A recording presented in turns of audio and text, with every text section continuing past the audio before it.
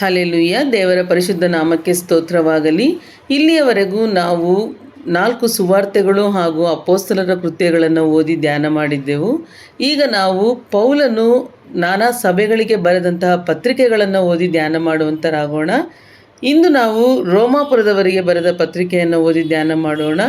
1ನೇ ಅಧ್ಯಾಯ ಹಾಗೂ 2ನೇ ಅಧ್ಯಾಯವನ್ನು ಈ ದಿನದಂದು ನಾವು ಓದುವಂತರಾಗೋಣ. ರೋಮಾಪುರದವರಿಗೆ ಬರೆದ ಪತ್ರಿಕೆ ಅಧ್ಯಾಯ 1. ಯೇಸುಕ್ರಿಸ್ತನ ದಾಸನು, ಅಪೊಸ್ತಲನಾಗುವುದಕ್ಕೆ ಕರೆಯಲ್ಪಟ್ಟವನು, ದೇವರ ಸುವಾರ್ತೆಯನ್ನು ಸಾರುವುದಕ್ಕೆ ನೇಮಿಸಲ್ಪಟ್ಟವನೂ ಆಗಿರುವ ಪೌಲನು, ರೋಮಾಪುರದಲ್ಲಿ ದೇವರಿಗೆ ಪ್ರಿಯರು, ದೇವಜನರಾಗುವುದಕ್ಕೆ ಕರೆಯಲ್ಪಟ್ಟವರು ಆಗಿರುವವರೆಲ್ಲರಿಗೆ ಬರೆಯುವುದೇನೆಂದರೆ, ನಮ್ಮ ತಂದೆಯಾಗಿರುವ ದೇವರಿಂದಲೂ ಕರ್ತನಾದ ಯೇಸು ಕ್ರಿಸ್ತನಿಂದಲೂ ನಿಮಗೆ ಕೃಪೆಯೂ ಶಾಂತಿಯೂ ಆಗಲಿ. ಸುವಾರ್ತೆಯನ್ನು ಸಾರಿ ಹೇಳಿಸುತ್ತೇನೆಂದು ದೇವರು ಮುಂಚಿತವಾಗಿ ಪವಿತ್ರ ಶಾಸ್ತ್ರಗಳಲ್ಲಿ ತನ್ನ ಪ್ರವಾದಿಗಳ ಮೂಲಕ ಮಾತು ಕೊಟ್ಟನು. ಈ ಸುವಾರ್ತೆಯು ದೇವರ ಮಗನೂ ನಮ್ಮ ಕರ್ತನೂ ಆಗಿರುವ ಯೇಸುಕ್ರಿಸ್ತನ ವಿಷಯವಾದದ್ದು. ಆತನು ವಂಶಕ್ರಮದಿಂದ ದಾವೀದನ ಸಂತಾನದಲ್ಲಿ ಹುಟ್ಟಿದವನು, ಪವಿತ್ರವಾದ ಆತ್ಮವುಳ್ಳವನಾಗಿದ್ದು ಸತ್ತ ಮೇಲೆ ಜೀವಿತನಾಗಿ ಎದ್ದು ಬಂದು ಮಹತ್ಕಾರ್ಯದಿಂದ ದೇವಕುಮಾರನೆಂದು ನಿರ್ಣಯಿಸಲ್ಪಟ್ಟವನೂ ಆಗಿದ್ದಾನೆ. ಆತನ ಹೆಸರಿನ ಪ್ರಸಿದ್ಧಿಗಾಗಿ ಎಲ್ಲ ಅನ್ಯಜನಗಳಲ್ಲಿ ನಂಬಿಕೆ ಎಂಬ ವಿಧೇಯತ್ವ ಉಂಟಾಗುವುದಕ್ಕೋಸ್ಕರ ನಾವು ಆತನ ಮೂಲಕವಾಗಿ ಕೃಪೆಯನ್ನು ಅಪೊಸ್ತಲತನವನ್ನು ಹೊಂದಿದೆವು. ಯೇಸುಕ್ರಿಸ್ತನವರಾಗುವುದಕ್ಕೆ ಕರೆಯಲ್ಪಟ್ಟ ನೀವು ಸಹ ಆ ಅನ್ಯಜನರೊಳಗಿನವರಾಗಿದ್ದರಿಂದ ನಿಮಗೆ ಬರೆಯುತ್ತೇನೆ. ಮೊದಲನೆಯದು, ನಿಮ್ಮ ನಂಬಿಕೆಯು ಲೋಕದಲ್ಲೆಲ್ಲ ಪ್ರಸಿದ್ಧಿಗೆ ಬಂದದ್ದರಿಂದ ನಿಮ್ಮೆಲ್ಲರ ವಿಷಯವಾಗಿ ಯೇಸುಕ್ರಿಸ್ತನ ಮೂಲಕ ನನ್ನ ದೇವರಿಗೆ ಸ್ತೋತ್ರ ಮಾಡುತ್ತೇನೆ. ನಾನು ಪ್ರಾರ್ಥನೆ ಮಾಡುವಾಗೆಲ್ಲ ತಪ್ಪದೆ ನಿಮಗೋಸ್ಕರ ವಿಜ್ಞಾಪನೆ ಮಾಡಿ, ಇನ್ನು ಮೇಲೆಯಾದರೂ ನಿಮ್ಮ ಬಳಿಗೆ ಬರುವುದಕ್ಕೆ ದೇವರ ಚಿತ್ತದಿಂದ ನನಗೆ ಹೇಗೂ ಅನುಕೂಲವಾಗಬೇಕೆಂದು ಬೇಡಿಕೊಳ್ಳುತ್ತೇನೆ. ಇದಕ್ಕೆ ದೇವರೇ ನನ್ನ ಸಾಕ್ಷಿ. ಆತನ ಮಗನ ಸುವಾರ್ತೆಯನ್ನು ಸಾರುತ್ತಾ ಆತನನ್ನೇ ನನ್ನ ಆತ್ಮದಲ್ಲಿ ಆರಾಧಿಸುವವನಾಗಿದ್ದೇನೆ.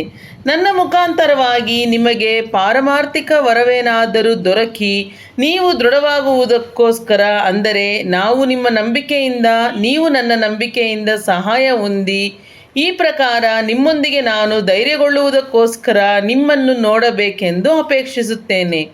ಸಹೋದರರೇ, ನನ್ನ ಕೆಲಸವು ಇತರ ಜನಗಳಲ್ಲಿ ಸಫಲವಾದಂತೆ ನಿಮ್ಮಲ್ಲಿಯೂ ಸಫಲವಾದೀತೆಂದು ನಿಮ್ಮ ಬಳಿಗೆ ಬರುವುದಕ್ಕೆ ಅನೇಕಾವರ್ತಿ ಮನಸ್ಸು ಮಾಡಿಕೊಂಡಿದ್ದಾಗ್ಯೂ ಇಂದಿನವರೆಗೂ ಅಡ್ಡಿಯಾಯಿತೆಂದು ನಿಮಗೆ ತಿಳಿದಿರಬೇಕೆಂಬುದು ನನ್ನ ಅಪೇಕ್ಷೆ.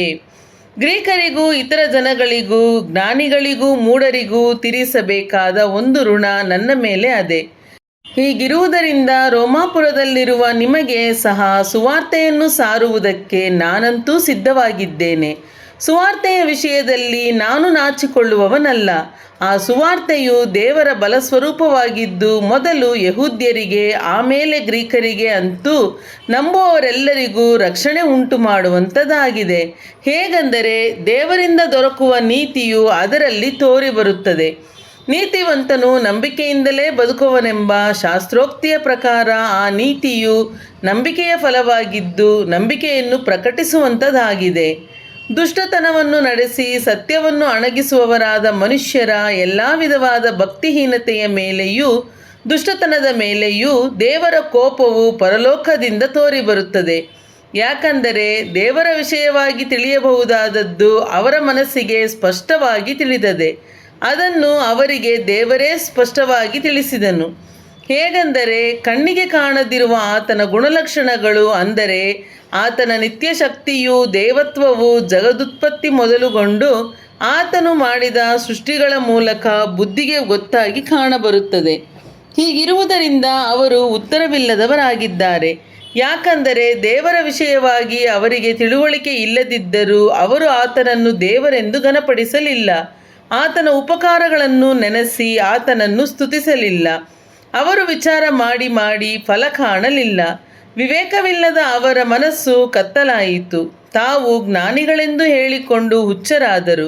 ಲಯವಿಲ್ಲದ ದೇವರ ಮಹಿಮೆಯನ್ನು ಬಿಟ್ಟು ಅದಕ್ಕೆ ಬದಲಾಗಿ ಲಯವಾಗುವ ಮನುಷ್ಯ, ಪಶು, ಪಕ್ಷಿ, ಸರ್ಪಾದಿಗಳ ಮೂರ್ತಿಯನ್ನು ಮಾಡಿಕೊಂಡರು.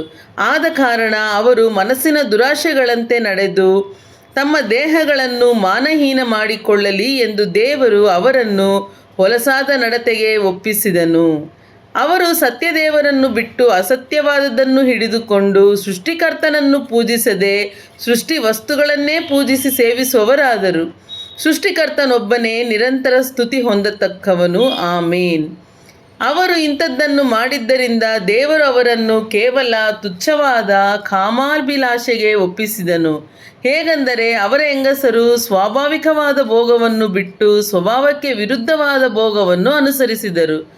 ಅದರಂತೆ ಗಂಡಸರು ಸಹ ಸ್ವಾಭಾವಿಕವಾದ ಸ್ತ್ರೀ ಭೋಗವನ್ನು ಬಿಟ್ಟು ಒಬ್ಬರ ಮೇಲೊಬ್ಬರು ತಮ್ಮ ಕಾಮಾತುರದಿಂದ ತಾಪಪಡುತ್ತಾ ಗಂಡಸರ ಸಂಗಡ ಗಂಡಸರು ಕೇವಲ ಅವಲಕ್ಷಣವಾದದ್ದನ್ನು ನಡೆಸಿ ತಮ್ಮ ಭ್ರಾಂತಿಗೆ ತಕ್ಕ ಫಲವನ್ನು ತಮ್ಮಲ್ಲಿ ಹೊಂದುವವರಾದರು. ಇದಲ್ಲದೆ ದೇವರ ಜ್ಞಾನವು ಅವರಿಗೆ ಇಷ್ಟವಿಲ್ಲದ್ದರಿಂದ ಅಲ್ಲದ ಕೃತ್ಯಗಳನ್ನು ನಡೆಸುವವರಾಗುವಂತೆ ದೇವರು ಅವರನ್ನು ಅನಿಷ್ಟ ಭಾವಕ್ಕೆ ಒಪ್ಪಿಸಿದನು. ಹೇಗೆಂದರೆ ಅವರು ಸಕಲ ವಿಧವಾದ ಅನ್ಯಾಯ, ದುರ್ಮಾರ್ಗತನ, ಲೋಲುಪ್ತಿ, ದುಷ್ಟತನಗಳಿಂದಲೂ ಹೊಟ್ಟೆ ಕಿಚ್ಚು, ಕೊಲೆ, ಜಗಳ, ಮೋಸ, ಹಗೆತನಗಳಿಂದಲೂ ತುಂಬಿದವರಾದರು. ಅವರು ಕಿವಿ ಊದುವವರು, ಚಾಡಿ ಹೇಳುವವರು, ದೇವರನ್ನು ದ್ವೇಷಿಸುವವರು, ಸೊಕ್ಕಿನವರು, ಅಹಂಕಾರಿಗಳು, ಬಡಾಯಿ ಕೊಚ್ಚುವವರು, ಕೇಡನ್ನು ಕಲ್ಪಿಸುವವರು, ತಂದೆ ತಾಯಿಗಳ ಮಾತನ್ನು ಕೇಳದವರು, ವಿವೇಕವಿಲ್ಲದವರು, ಮಾತಿಗೆ ತಪ್ಪುವವರು, ಮಮತೆಯಿಲ್ಲದವರು, ಕರುಣೆಯಿಲ್ಲದವರು ಆದರು. ಇಂಥವುಗಳನ್ನು ನಡೆಸಿದವರು ಮರಣಕ್ಕೆ ಪಾತ್ರರಾಗಿದ್ದಾರೆಂಬ ದೇವವಿಧಿಯು ಅವರಿಗೆ ತಿಳಿದಿದ್ದರೂ ಅವರು ತಾವೇ ಅವುಗಳನ್ನು ಮಾಡುವುದಲ್ಲದೆ ಮಾಡುವವರನ್ನು ಅನುಮೋದಿಸುತ್ತಾರೆ. ರೋಮಾಪುರದವರಿಗೆ ಬರೆದ ಪತ್ರಿಕೆ ಅಧ್ಯಾಯ 2. ಆದದರಿಂದ ಎಲೈ ಮನುಷ್ಯನೇ, ಮತ್ತೊಬ್ಬರಲ್ಲಿ ದೋಷವೆಣಿಸುವ ನೀನು ಯಾವನಾದರೂ ಸರಿಯೇ, ಉತ್ತರ ಹೇಳುವುದಕ್ಕೆ ನಿನಗೆ ಮಾರ್ಗವಿಲ್ಲ. ಹೇಗೆಂದರೆ ಮತ್ತೊಬ್ಬರಲ್ಲಿ ದೋಷವೆಣಿಸುವುದರಿಂದ ನಿನ್ನನ್ನು ನೀನೇ ದೋಷಿ ಎಂದು ತೀರ್ಪು ಮಾಡಿಕೊಂಡ ಹಾಗಾಯಿತು. ಮತ್ತೊಬ್ಬರಲ್ಲಿ ದೋಷವೆಣಿಸುವ ನೀನು ಆ ದೋಷಗಳನ್ನೇ ನಡೆಸುತ್ತೀಯಲ್ಲ. ಆದರೆ ಅಂಥವುಗಳನ್ನು ನಡೆಸುವವರ ವಿಷಯದಲ್ಲಿ ದೇವರು ಮಾಡುವ ತೀರ್ಪು ಸತ್ಯಕ್ಕನುಸಾರವಾಗಿಯೇ ಇರುವುದೆಂದು ಬಲ್ಲೆವು. ಎಲೈ ಮನುಷ್ಯನೇ, ಅಂಥವುಗಳನ್ನು ನಡೆಸುವವರಲ್ಲಿ ದೋಷವೆಣಿಸಿ ಅವುಗಳನ್ನೇ ಮಾಡುತ್ತಿರುವ ನೀನು ದೇವರ ದಂಡನೆಯ ತೀರ್ಪಿಗೆ ತಪ್ಪಿಸಿಕೊಂಡೇನೆಂದು ಯೋಚಿಸುತ್ತೀಯಾ? ಆತನ ಅಪಾರವಾದ ದಯಾ, ಸಹನ, ದೀರ್ಘಶಾಂತಿಗಳನ್ನು ಅಸಡ್ಡೆ ಮಾಡುತ್ತೀಯಾ? ಮನಸ್ಸನ್ನು ಬೇರೆ ಮಾಡಿಕೊಳ್ಳುವುದಕ್ಕೆ ದೇವರ ಉಪಕಾರವು ನಿನ್ನನ್ನು ಪ್ರೇರಿಸುತ್ತದೆಂಬುದು ನಿನಗೆ ಗೊತ್ತಿಲ್ಲವೇ? ನೀನು ನಿನ್ನ ಮೊಂಡತನವನ್ನು, ಪಶ್ಚಾತ್ತಾಪವಿಲ್ಲದ ಮನಸ್ಸನ್ನು ಅನುಸರಿಸುವುದರಿಂದ ನಿನಗೋಸ್ಕರ ದೇವರ ಕೋಪವನ್ನು ಕೂಡಿಟ್ಟುಕೊಳ್ಳುತ್ತಾ ಇದ್ದಿ. ದೇವರ ಕೋಪವು, ನ್ಯಾಯವಾದ ತೀರ್ಪು ಪ್ರಕಟವಾಗುವ ದಿವಸ ಬರುತ್ತದಷ್ಟೇ. ಆತನು ಪ್ರತಿಯೊಬ್ಬನಿಗೆ ಅವನವನ ಕೃತ್ಯಗಳಿಗೆ ತಕ್ಕ ಪ್ರತಿಫಲವನ್ನು ಕೊಡುವನು. ಯಾರು ಪ್ರಭಾವಮಾನ ನಿರ್ಲಯತ್ವಗಳನ್ನು ಹೊಂದಬೇಕೆಂದು ಒಳ್ಳೆಯದನ್ನು ಬೇಸರಗೊಳ್ಳದೆ ಮಾಡುತ್ತಾರೋ ಅವರಿಗೆ ನಿತ್ಯ ಜೀವವನ್ನು ಕೊಡುವನು. ಯಾರು ಸ್ವೇಚ್ಛೆಯುಳ್ಳವರಾಗಿ ಸತ್ಯವನ್ನು ಅನುಸರಿಸದೆ ಅನ್ಯಾಯವನ್ನು ಅನುಸರಿಸುತ್ತಾರೋ ಅವರಿಗೆ ಕೋಪ, ರೌದ್ರಗಳು ಬರುವವು. ಕೆಟ್ಟದ್ದನ್ನು ನಡೆಸುವ ಪ್ರತಿಯೊಬ್ಬ ನರಪ್ರಾಣಿಗೆ ಕಷ್ಟವೂ ಸಂಕಟವೂ ಬರುವವು. ಯಹೂದ್ಯರಿಗೆ ಮೊದಲು, ಅನಂತರ ಗ್ರೀಕರಿಗೆ ಸಹ. ಆದರೆ ಒಳ್ಳೆಯದನ್ನು ನಡೆಸುವ ಪ್ರತಿಯೊಬ್ಬನಿಗೆ ಪ್ರಭಾವವೂ ಮಾನವೂ ಮನಃಶಾಂತಿಯೂ ಉಂಟಾಗುವವು. ಯಹೂದ್ಯರಿಗೆ ಮೊದಲು, ಅನಂತರ ಗ್ರೀಕರಿಗೆ ಸಹ. ದೇವರಿಗೆ ಪಕ್ಷಪಾತವಿಲ್ಲ. ಧರ್ಮಶಾಸ್ತ್ರವಿಲ್ಲದವರಾಗಿ ಪಾಪ ಮಾಡಿದವರು ಧರ್ಮಶಾಸ್ತ್ರವಿಲ್ಲದವರಾಗಿ ನಾಶ ಹೊಂದುವರು. ಆದರೆ ಧರ್ಮಶಾಸ್ತ್ರ ಉಳ್ಳವರಾಗಿದ್ದು ಪಾಪ ಮಾಡಿದವರು ಧರ್ಮಶಾಸ್ತ್ರಕ್ಕನುಸಾರವಾಗಿ ತೀರ್ಪನ್ನು ಹೊಂದುವರು. ಧರ್ಮಶಾಸ್ತ್ರ ಕೇಳಿದ ಮಾತ್ರದಿಂದಲೇ ಯಾರೂ ದೇವರ ಸನ್ನಿಧಿಯಲ್ಲಿ ನೀತಿವಂತರಾಗುವುದಿಲ್ಲ. ಅದನ್ನು ಅನುಸರಿಸುವವರೇ ನೀತಿವಂತರೆಂದು ನಿರ್ಣಯಿಸಲ್ಪಡುವರು. ಧರ್ಮಶಾಸ್ತ್ರವಿಲ್ಲದ ಅನ್ಯಜನರು ಸ್ವಾಭಾವಿಕವಾಗಿ ಧರ್ಮಶಾಸ್ತ್ರದಲ್ಲಿ ಹೇಳಿದಂತೆ ನಡೆದರೆ ಅವರು ಧರ್ಮಶಾಸ್ತ್ರವಿಲ್ಲದವರಾಗಿದ್ದರೂ ತಾವೇ ತಮಗೆ ಧರ್ಮ ಪ್ರಮಾಣವಾಗಿದ್ದಾರೆ. ಹೇಗೆಂದರೆ ಅವರು ಧರ್ಮಶಾಸ್ತ್ರದ ಮುಖ್ಯ ತಾತ್ಪರ್ಯ ತಮ್ಮ ಹೃದಯದಲ್ಲಿ ಬರೆದದೆ ಎಂಬುದನ್ನು ತೋರ್ಪಡಿಸುತ್ತಾರೆ. ಇದಕ್ಕೆ ಅವರ ಮನಸ್ಸು ಸಹ ಸಾಕ್ಷಿ ನುಡಿಯುತ್ತದೆ. ಅವರ ಯೋಚನೆಗಳು ವಾದಿ ಪ್ರತಿವಾದಿಗಳಂತೆ ಇದು ತಪ್ಪೆಂದು ತಪ್ಪಲ್ಲವೆಂದು ಸೂಚಿಸುತ್ತವೆ. ನಾನು ಸಾರುವ ಸುವಾರ್ತೆಯಲ್ಲಿ ಬೋಧಿಸಿರುವ ಪ್ರಕಾರ ದೇವರು ಯೇಸುಕ್ರಿಸ್ತನ ಮೂಲಕವಾಗಿ ಮನುಷ್ಯರ ಗುಟ್ಟುಗಳನ್ನು ಹಿಡಿದು ವಿಚಾರಿಸುವ ದಿನವು ಬರುತ್ತದೆ. ಆ ದಿನದಲ್ಲಿ ಇದೆಲ್ಲ ತಿಳಿದು ಬರುವುದು. ನೀನು ಯಹೂದ್ಯನೆನಿಸಿಕೊಂಡವನು, ಧರ್ಮಶಾಸ್ತ್ರದಲ್ಲಿ ಭರವಸವಿಟ್ಟವನು, ದೇವರ ವಿಷಯವಾಗಿ ಹೊಗಳಿಕೊಳ್ಳುವವನು, ಆತನ ಚಿತ್ತವನ್ನು ಬಲ್ಲವನು, ಧರ್ಮಶಾಸ್ತ್ರದಿಂದ ಉಪದೇಶವನ್ನು ಹೊಂದಿ ಇದು ತಕ್ಕದ್ದು ಅದು ತಕ್ಕದ್ದಲ್ಲವೆಂದು ವಿವೇಚಿಸುವವನೂ ಆಗಿದ್ದಿ. ಧರ್ಮಶಾಸ್ತ್ರದಲ್ಲಿ ಜ್ಞಾನ ಸತ್ಯಗಳ ಸ್ವರೂಪವೇ ನನಗೆ ಇರುವುದರಿಂದ ಕುರುಡರಿಗೆ ದಾರಿ ತೋರಿಸುವವನು, ಕತ್ತಲೆಯಲ್ಲಿರುವವರಿಗೆ ಬೆಳಕು, ತಿಳುವಳಿಕೆ ಇಲ್ಲದವರಿಗೆ ಶಿಕ್ಷಕನು, ಬಾಲಕರಿಗೆ ಉಪಾಧ್ಯಾಯನೂ ಆಗಿದ್ದೇನೆಂದು ನಂಬಿಕೊಂಡಿದ್ದಿ.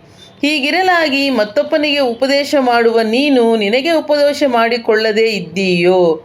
ಕದಿಯಬಾರದೆಂದು ಬೋಧಿಸುವ ನೀನು ಕದಿಯುತ್ತೀಯೋ? ಆದರ ಮಾಡಬಾರದೆಂದು ಹೇಳುವ ನೀನು ಆದರ ಮಾಡುತ್ತೀಯೋ? ಮೂರ್ತಿಗಳಲ್ಲಿ ಅಸಹ್ಯಪಡುತ್ತಿರುವ ನೀನು ದೇವಸ್ಥಾನದಲ್ಲಿ ಕಳ್ಳತನ ಮಾಡುತ್ತೀಯೋ? ಧರ್ಮಶಾಸ್ತ್ರದಲ್ಲಿ ಅಭಿಮಾನಿಯಾಗಿರುವ ನೀನು ಧರ್ಮಶಾಸ್ತ್ರವನ್ನು ಮೀರಿ ನಡೆದು ದೇವರನ್ನು ಅವಮಾನಪಡಿಸುತ್ತೀಯೋ?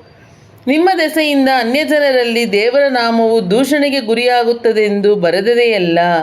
ನೀನು ಧರ್ಮಶಾಸ್ತ್ರಾನುಸಾರವಾಗಿ ನಡೆಯುವವನಾದರೆ ಸುನ್ನತಿ ಎಂಬ ಸಂಸ್ಕಾರವು ಪ್ರಯೋಜನಕರವಾದದ್ದೇ ಸರಿ. ಆದರೆ ನೀನು ಧರ್ಮಶಾಸ್ತ್ರವನ್ನು ಮೀರಿ ನಡೆಯುವವನಾಗಿದ್ದರೆ ನಿನಗೆ ಸುನ್ನತಿ ಇದ್ದರೂ ಇಲ್ಲದಂತಾಯಿತು. ಹೀಗಿರಲಾಗಿ ಸುನ್ನತಿ ಇಲ್ಲದವನು ಧರ್ಮಶಾಸ್ತ್ರದ ನೇಮಗಳ ಪ್ರಕಾರ ನಡೆದರೆ ಸುನ್ನತಿ ಇಲ್ಲದವನಾಗಿದ್ದರೂ ಸುನ್ನತಿ ಇದ್ದವನಂತೆ ಎಣಿಸಲ್ಪಡುವುದಿಲ್ಲವೇ? ಅವನು ಶರೀರದಲ್ಲಿ ಸುನ್ನತಿ ಇಲ್ಲದವನಾಗಿದ್ದು ಧರ್ಮಶಾಸ್ತ್ರದಲ್ಲಿ ಹೇಳಿದ್ದನ್ನು ನೆರವೇರಿಸುವುದರಲ್ಲಿ ಶಾಸ್ತ್ರವೂ ಸುನ್ನತಿಯೂ ಇದ್ದು ಧರ್ಮವನ್ನು ಮೀರಿ ನಡೆಯುವ ನಿನ್ನನ್ನು ದೋಷಿ ಎಂದು ನಿರ್ಣಯಿಸುವುದಿಲ್ಲವೇ? ಹೊರಗೆ ಮಾತ್ರ ಯಹೂದ್ಯನಾಗಿರುವವನು ಯಹೂದ್ಯನಲ್ಲ, ಮತ್ತು ಹೊರಗೆ ಶರೀರದಲ್ಲಿ ಮಾತ್ರ ಮಾಡಿರುವ ಸುನ್ನತಿಯು ಸುನ್ನತಿಯಲ್ಲ. ಆದರೆ ಒಳಗೆ ಯಹೂದ್ಯನಾಗಿರುವವನೇ ಯಹೂದ್ಯನು, ಮತ್ತು ಹೃದಯದಲ್ಲಿ ಆಗುವ ಸುನ್ನತಿಯೇ ಸುನ್ನತಿ. ಇದು ಬಾಹ್ಯಾಚಾರಕ್ಕೆ ಸಂಬಂಧಪಟ್ಟದ್ದಲ್ಲ, ಆತ್ಮ ಸಂಬಂಧಪಟ್ಟದ್ದೇ. ಇಂಥ ಸುನ್ನತಿ ಇದ್ದವನಿಗೆ ಬರುವ ಹೊಗಳಿಕೆಯು ದೇವರಿಂದಲೇ ಹೊರತು ಮನುಷ್ಯರಿಂದ ಬರುವುದಲ್ಲ. ಹಲ್ಲೆಲೂಯಾ. ದೇವರ ಪರಿಶುದ್ಧ ನಾಮಕ್ಕೆ ಸ್ತೋತ್ರವಾಗಲಿ.